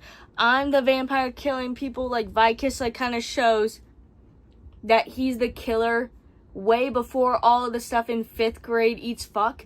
But the stuff with M pisses me off more. I truly wish it was Kat who had turned to a vampire, was able to change into someone else, and that someone was Cecile, because he had been in his room, saw the pictures. Probably they have like a family photo album lying around or whatever. That would have been way better than what we got. The Patty stuff, she was already kind of mom-coded anyway. Actually, you know what would have been better? It would have been Morgan trying to kill all these people for his brother, like still under the guise. That would have been cool. Like to kind of show like that he's with them but not with them, like, because even we get a call from Joss calls Morgan at one point and he's like, yeah, I've even been questioning the society a little lately. Abraham is not truly in this either. I kind of like that a little more because like the book 2 truly made me hate him again. Like, it was all fine and then I was like, oh cool, you're a dick again. I kind of wish we had like a little epilogue where we do have the London stuff happening, where he's in a cell, he's been like beaten, and he's like, okay, like they tell him, hey, you have to go back to Bathory, and this is your final chance to kill Vladimir Todd, or else we will cleanse this entire place again. Like, we will cleanse this place, and this is not a warning where you should take lightly. And he's like, just to like shut them up. And I also would have liked to have seen him more go into, like, the depths of, like, him and Joss talking, like him remembering their talks and how him and Henry and Vlad were all, like, close, and the stuff with Cyrus. Like, him battling himself really hard. Like, being like, they were, like, my friends, but, like, this could be a vampire thing. And he talks to Morgan about, like, hey, do you ever think your brother's, like, trying to get close to you because, like, you used to know him? And he's like, no, my brother, like, doesn't have that power. There are some that do, but my brother does not. He's like, how do you know? He's like, the closeness I had with my sibling is always going to be there, no matter what. And what you had with Cyrus and this other guy, Vlad, and Dorian, like, I guess Dorian less so than anything, but that's a true friendship, and that's something you will never be able to replace, and that may haunt you even if it was like a fake. And I think you would be hurt more if they weren't using it, even if they did have it. Like, they're just trying to generally be your friend. And he also started asking him, like, hey, have you ever seen, like, like Cyrus or Vlad try to hurt you in any way, because like he never clearly hurt us, but like, you know, maybe it's something else. Also, I truly wanted to know why Cyrus was working with those vampires. If it was like he's the traitor, or if it's like, hey, he's like on a secret mission for the society, because it's very clearly that like Patty killed Cyrus. The other thing about that too is that I don't get like bringing Cyrus back. You could have brought Morgan in, killed him, would have been the same fucking thing. I don't get the taking of the cell phones away either, because it's only like a few times they'll need it. So it's like, so let's head into the final of this series. Well, to be fair, bitch, it's got freaking bitch, but we will actually, I don't know if there probably will be more, because I think this leaves off on a cliffhanger, or at least the possibility of more books. So we'll see about that. Let me actually just say this too before going on. Do I like the Slayer series? Not as much as the Vladimir Todd, and I think that's to be expected. I like this one more because it had the feel of what those books were, but I don't think it was ever going to live up to that hype. Did I like Joss? Yes. But did this grow his character more? Not personally, no. Because in the like 11th grade and 12th grade, his character grew a lot. And like some of it was very sudden, but also some of it was, oh, I'm working on the side of bad. And even in the other one, like when Abraham comes around, I kind of get the feeling that like Z didn't really have an idea of where to bring Abraham, because he just had the I'm the uncle and I'm also a Slayer personality. In this one, he's a dick. How has he not been murdered yet? How has no one of his like trainees been like, I'm going to fucking murder this guy, and it's not even going to be in cold blood, it's going to be deserved, you know? But I fucking digress.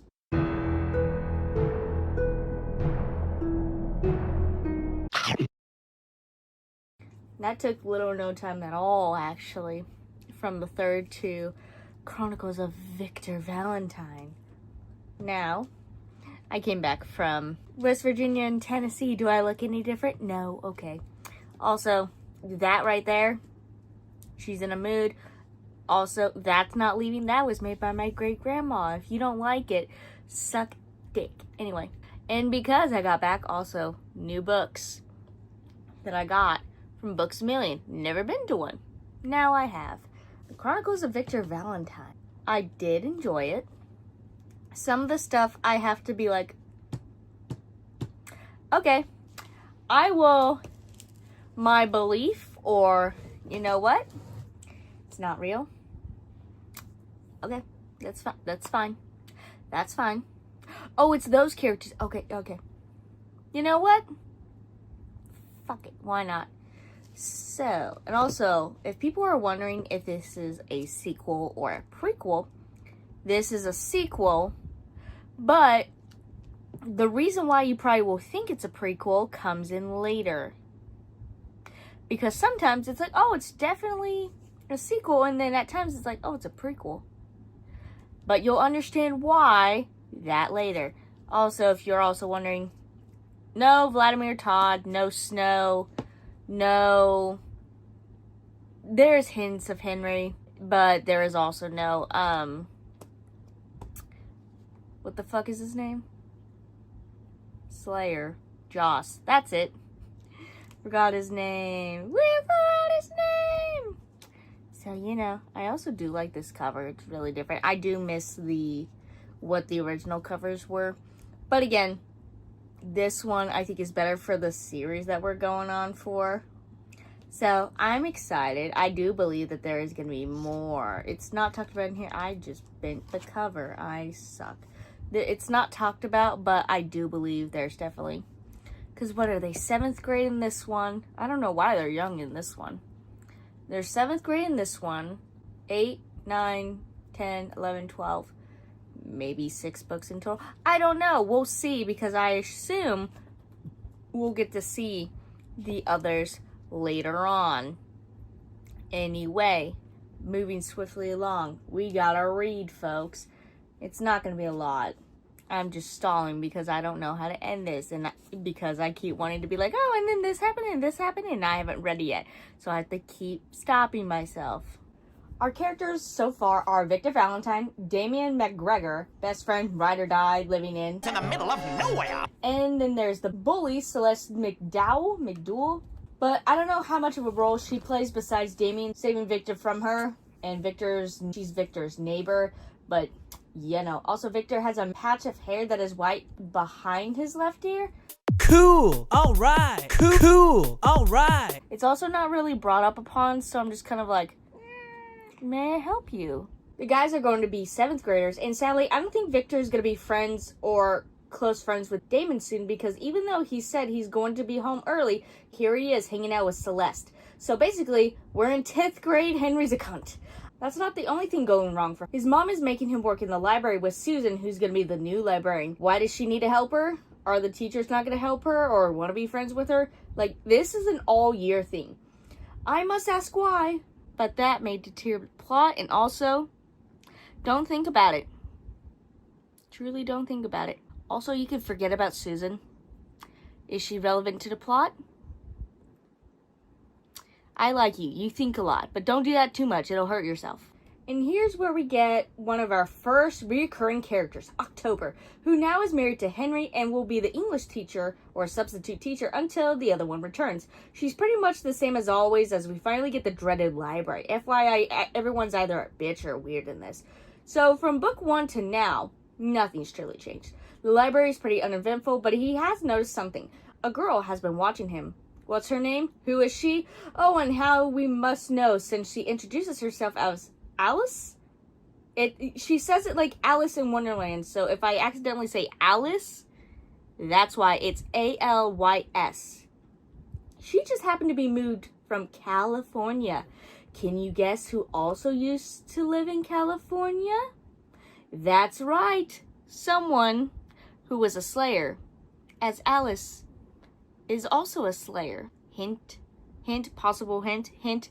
Hint, we don't know yet if that's actually true, but hint, hint. And with that, we realize she's a Slayer, one whose father sees nothing but disapproval. Okay, Abraham Jr. Until later on. I was right, future me was right.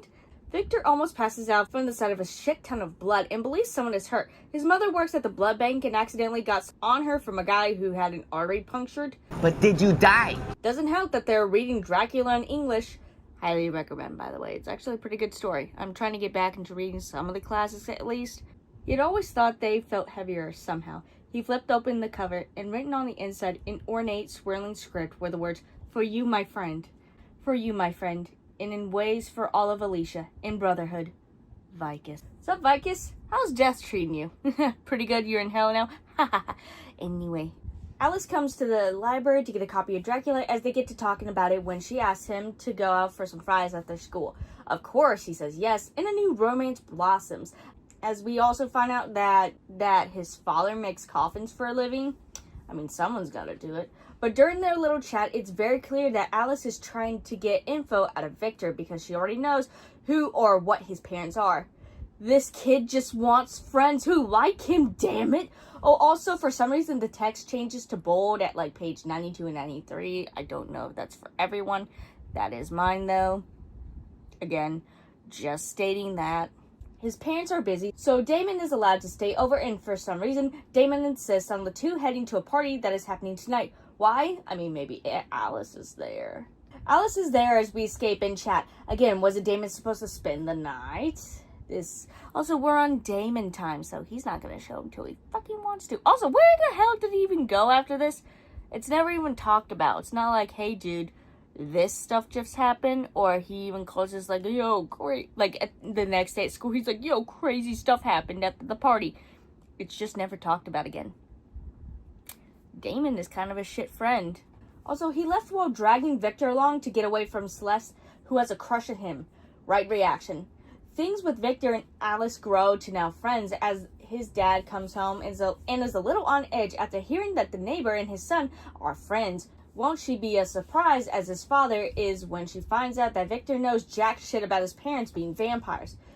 Okay, so some weird little tidbits before all the good drama happens. Victor's dad starts acting weird, saying he's eating food that he normally doesn't like, and his parents being out later than normal, more so his dad, as Victor even suspects October because she's allergic to silver.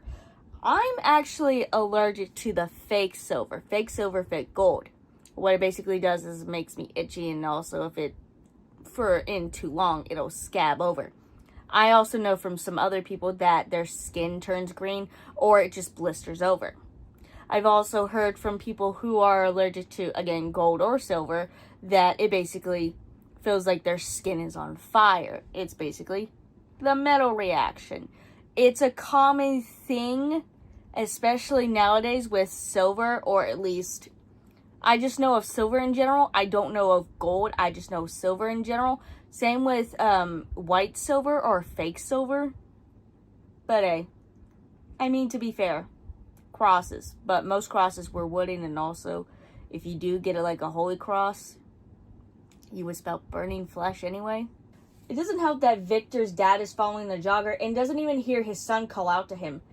You are not being very subtle for a Slayer living next to you, my dude. But hearing his Aunt Camilla and Aunt Laura are coming to town and getting the newest game of all the Zombies Everywhere game, he runs down to show his dad only to find him with blood over his lip, clearly having drank from the jogger. He heads to the library to look up more about vampires, but it doesn't seem like it's going anywhere as he tells Damon and they make Operation Loch Ness, because calling it Operation Vampire would be too on the nose. They're stalking Victor's dad or anything out of the ordinary and come up empty-handed, but after Damon leaves, his dad leaves and Victor follows. He heads to a mausoleum on the opposite side of town where a man named Rufin is waiting, calling him His Excellency and his mother the Countess.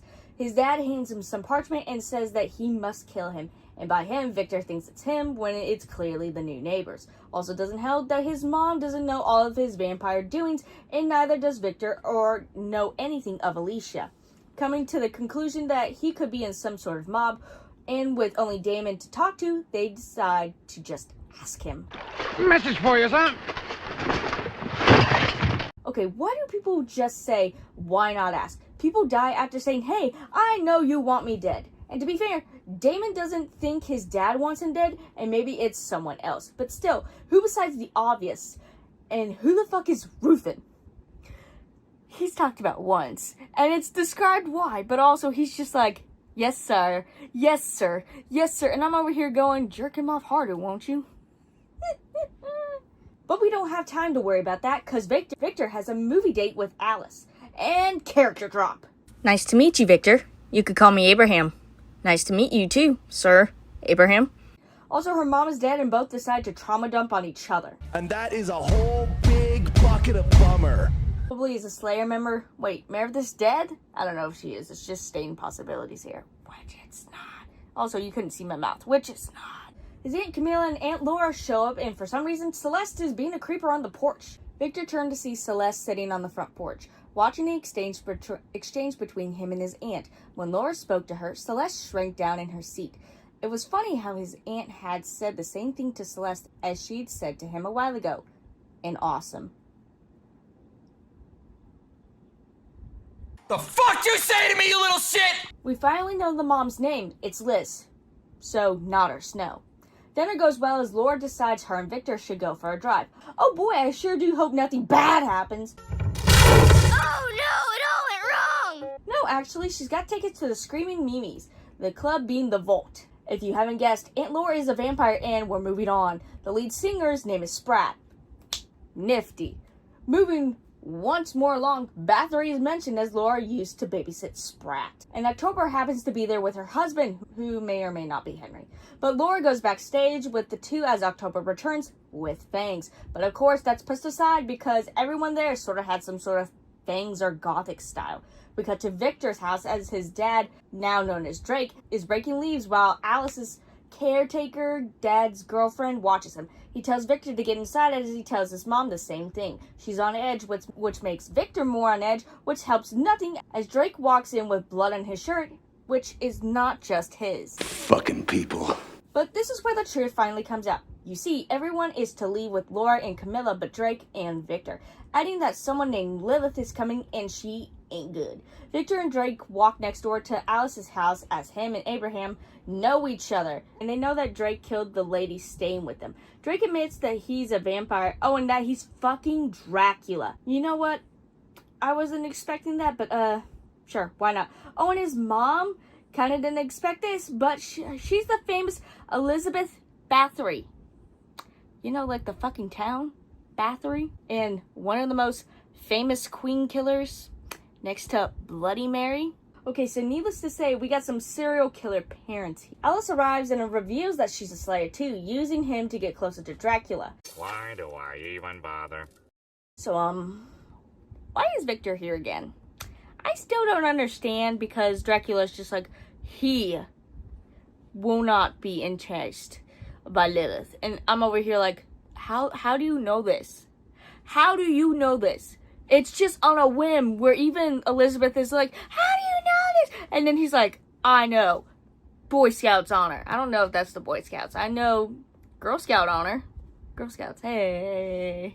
Anyway, the fourth fight, while Abraham is injured, he manages to knock his dad unconscious.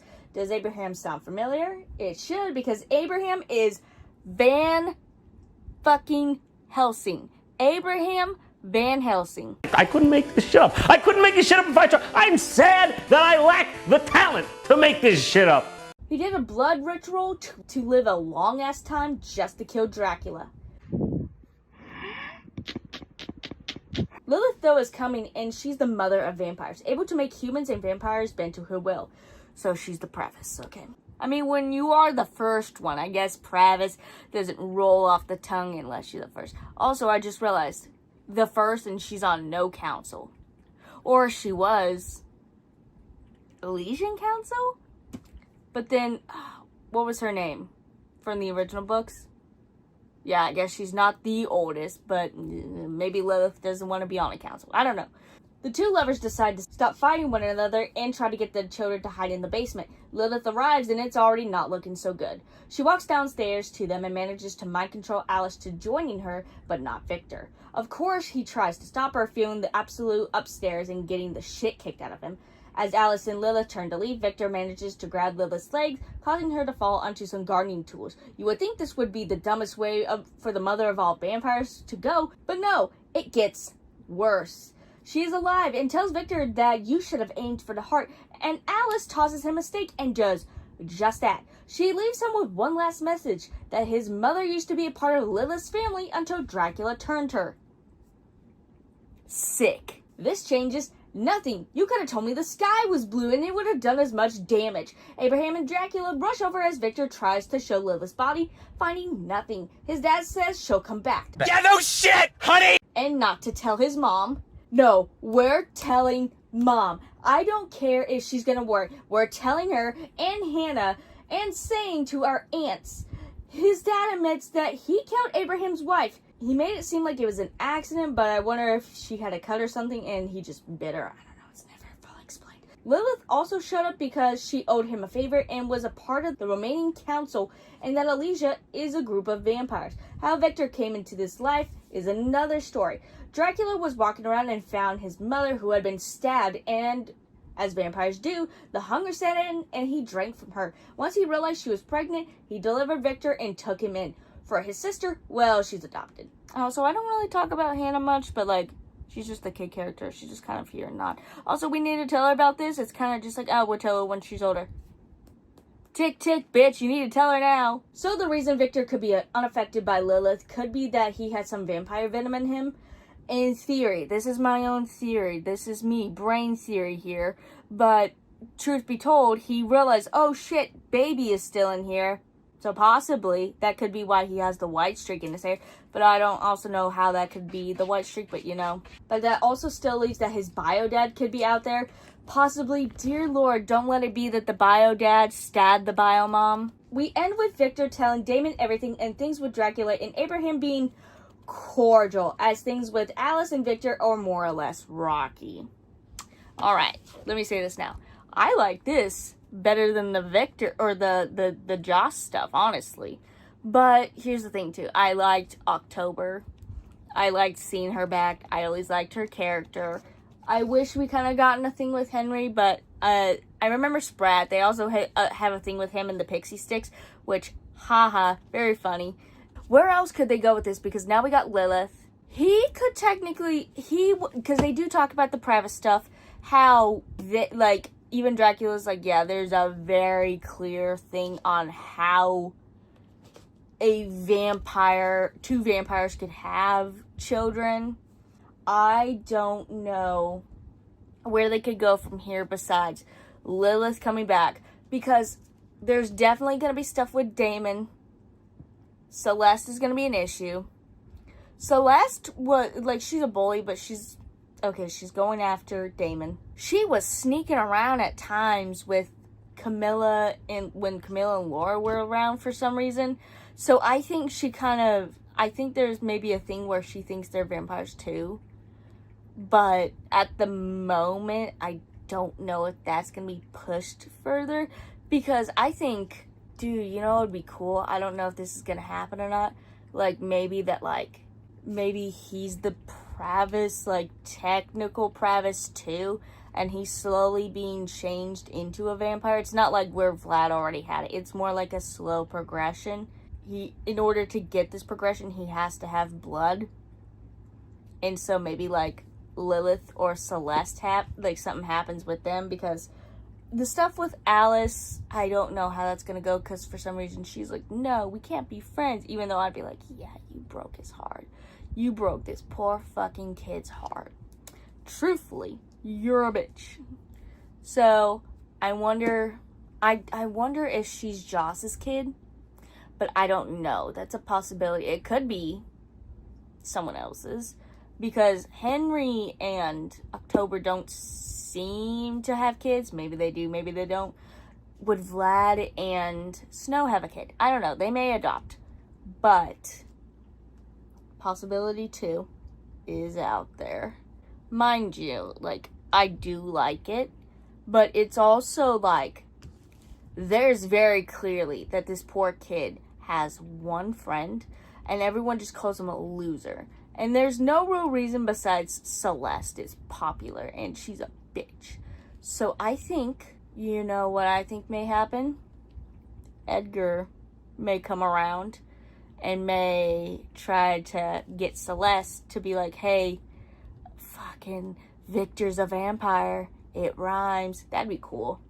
I don't know if that will happen, but that'd be interesting, because him and girl are together now, technically. They're not dating, but, like, they're kind of stuck with each other.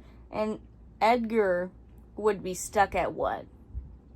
17, 18-year-olds, so maybe closer to, I don't know about second book, but maybe, like, the end of second, maybe third book, where maybe Celeste kind of is getting more like, I'm watching Damon hang out with Victor more, and they're kind of like doing this hush-hush type of stuff. They're doing Operation this, and she wants to be nosy. Maybe she bullies him because she wants to be friends with him.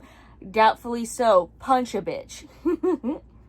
Anywho, so while on vacation too, I didn't get started on it a lot, but I got started on Saintsville by Brittany Louise Taylor. I am not far in. I'm 18 pages in.